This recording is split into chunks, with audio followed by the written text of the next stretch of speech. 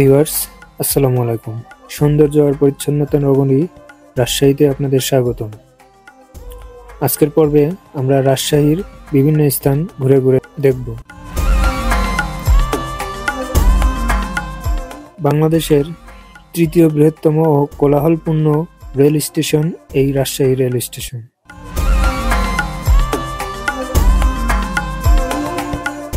Rajshahi rail স্টেশনটি নির্মাণশৈলী ও এর সৌন্দর্য আপনাকে মুগ্ধ করবেই।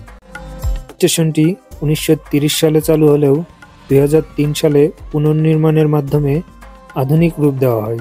সামনে থেকে দেখতে স্টেশনটি একটি পাখির মতো মনে হয়।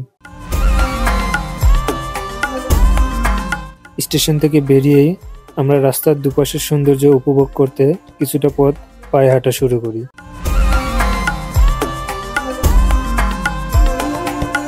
এরপর একটা অটোরিকশা নিয়ে চলে যাই সবুজে ঘেরা শ্যামল ছায়াময় কামরুজ্জামান উদ্যানে।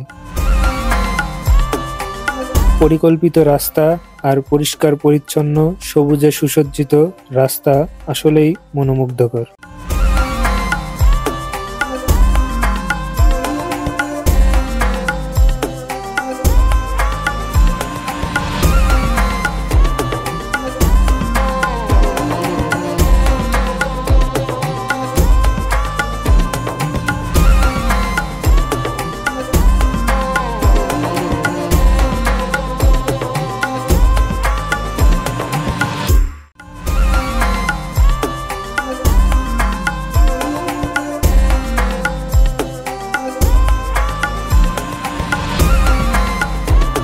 ভিউয়ার্স, রাস্তার হাঁটার ফলে আমরা বেশ ক্লান্ত ছিলাম, তাই উদ্যানের সামনে নূর চাচার কাছে আমরা ঠান্ডা শরবত খেয়ে নিলাম।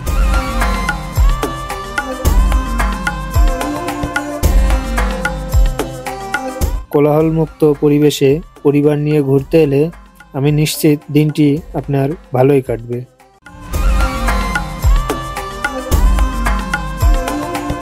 উদ্যানের সর্বত্রই সবুজে ঘেরা গাছগাছালি আর পাখির কোলাহল।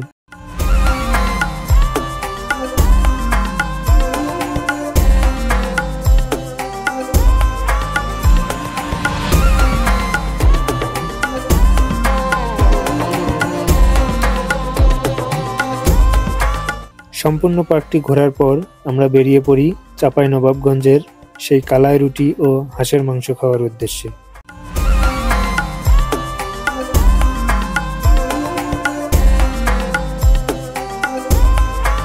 এখানে চাঁপাইনবাবগঞ্জের কালাই রুটি বেশ জনপ্রিয়।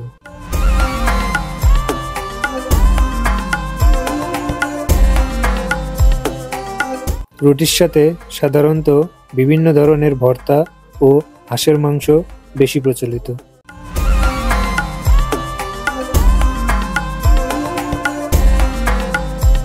কালাই রুটি তৈরির প্রক্রিয়াটিও একটু ভিন্ন।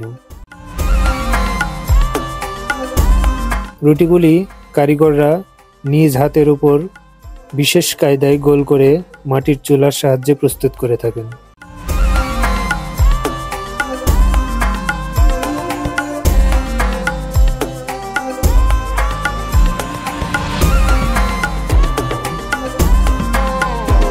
রুটির সাথে আমরা কাঁচামরিচ ভর্তা, শুকনো মরিচ ভর্তা ও সেই সাথে হাঁসের মাংস অর্ডার করি।